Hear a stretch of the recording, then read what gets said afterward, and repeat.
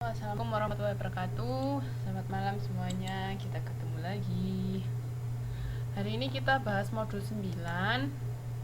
Itu tentang akuntansi utang jangka panjang. Pasti kok akuntansi utang jangka panjang.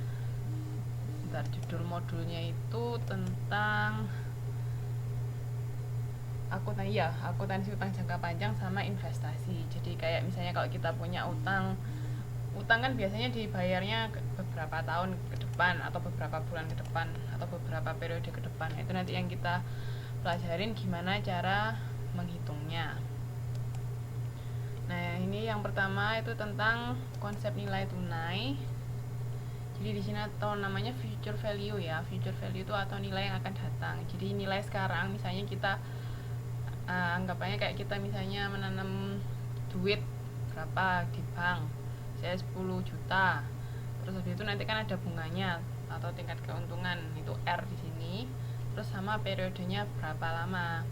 Nah, di situ cara untuk mencari future value-nya itu present value atau nilai sekarang itu yang kita tanamkan berapa dikalikan 1 plus R. R itu kalau misalnya tingkat pengembaliannya mungkin per periode 12%, berarti kan 0,12, jadi 1,12 kalikan pangkat N. N itu periodenya, tergantung nanti dari soal mau hitungannya per tahun atau per bulan, tergantung dari soal. Nah, ini juga bisa dilihat cara cari future value-nya ini. PN itu nilai uang setelah periode keberapa. Itu cara mencarinya hampir sama kayak tadi. Jadi R sama I itu hampir sama. Kalau R tadi kan tingkat imbalan atau return, kalau I ini tingkat bunga.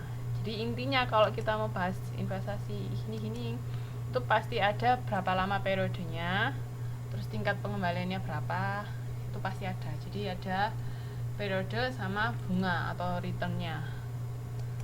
Langsung masuk ke contoh aja. Atau ini juga kalau nilai sekarang ya tinggal dibalik aja dari rumus itu tadi. Langsung masuk ke contoh ya. Kalau ini contoh soalnya, suatu perusahaan memiliki utang kepada bank yang harus diangsur setiap tahun dengan angsuran sebesar 1 juta. Nah, kalau ini nggak diketahui kita berapa awalnya. Pokoknya intinya angsuran per tahunnya itu 1 juta selama 5 tahun.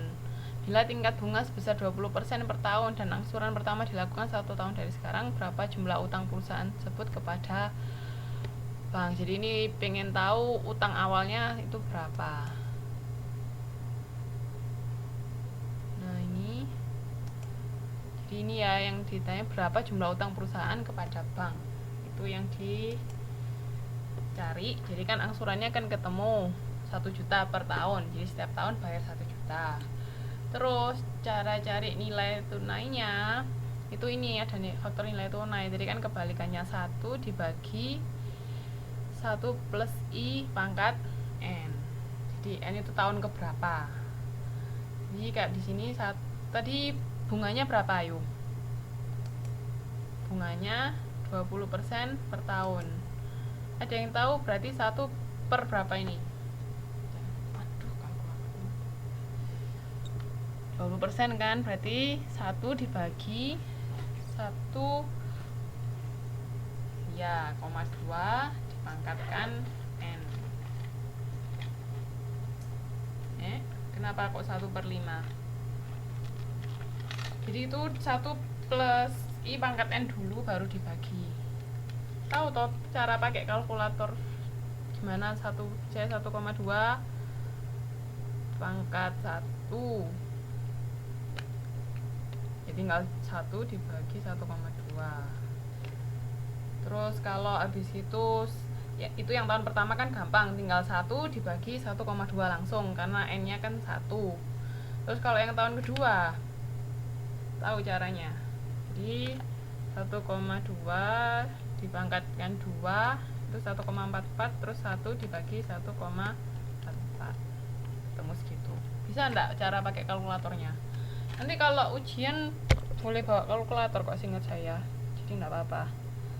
Bisa tahu caranya, bisa ketemu 0,6944 terus 0,57703, bisa semua. Ada yang nggak tahu caranya?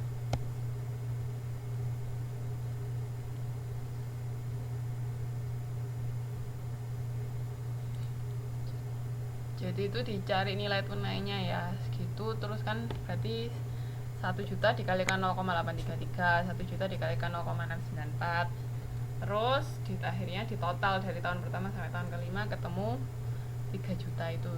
Jadi jumlah utangnya ke bank itu sebesar 3 juta. Paham kah?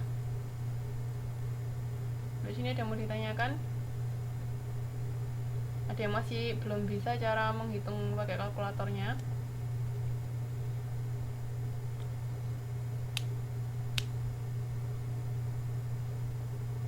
Kan di kalkulator itu biasanya ada yang pakai 2, terus habis gitu kalau lebih dari 2 itu biasanya pakai yang Y pangkat X dulu.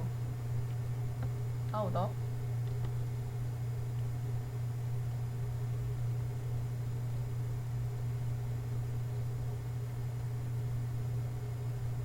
Ada yang mau ditanyakan sampai sini?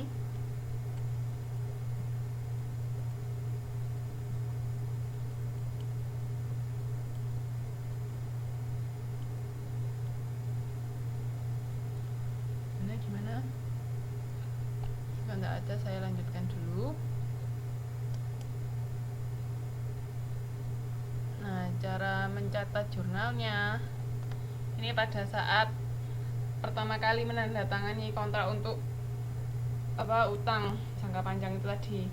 Itu cara mencatatnya kas pada utang jangka panjang, kan karena ketika kita menandatangani kontrak misalnya sama bank, berarti kan bank akan memberikan uang ke kita kan berupa kas, makanya kas, terus kreditnya utang jangka panjang.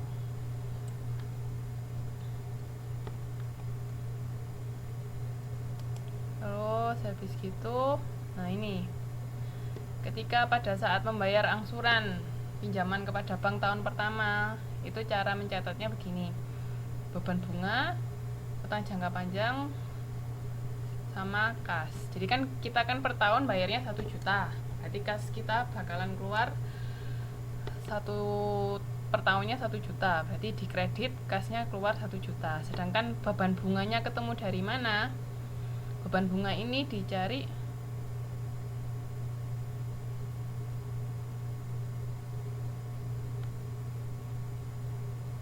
halaman 9 PO sama dengan PN pangkat N kok berapa sih?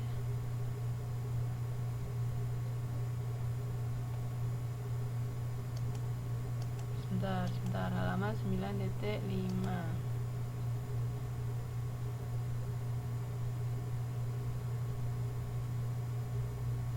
Ini kan kita soalnya sudah tahu PN-nya. PN-nya kan 1 juta toh, Mbak. Kan ini kan bisa dipisah gini loh. PO kan? Paham? PO itu kan yang akan kita cari tadi kan. Uang kita 3 juta tadi loh, kan kita belum tahu. Nah, PN ini uang karena tiap periode kitanya bayarnya 1 juta, ya ini 1 juta. Terus 1 per 1 plus I pangkat N kan bisa dipisah gini toh. Nanti kan kalau digabungin lagi ini loh, dari yang lihat di PPT ya, dari yang pertama sama kedua ini kan sama. PN ini tadi kan kita ketahuin 1 juta.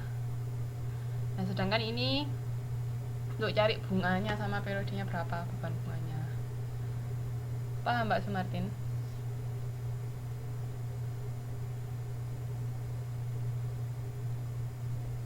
Ada lagi yang mau ditanyakan?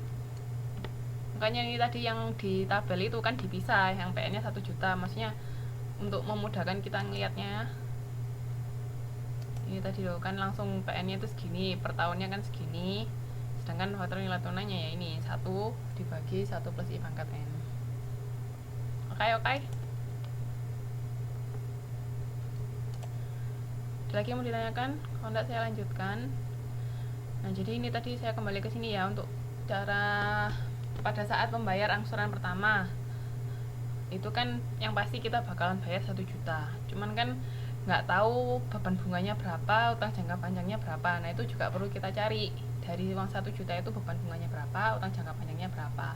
Untuk tahu beban bunganya berapa itu bisa dicari dari tadi kan jumlah utang kita awalnya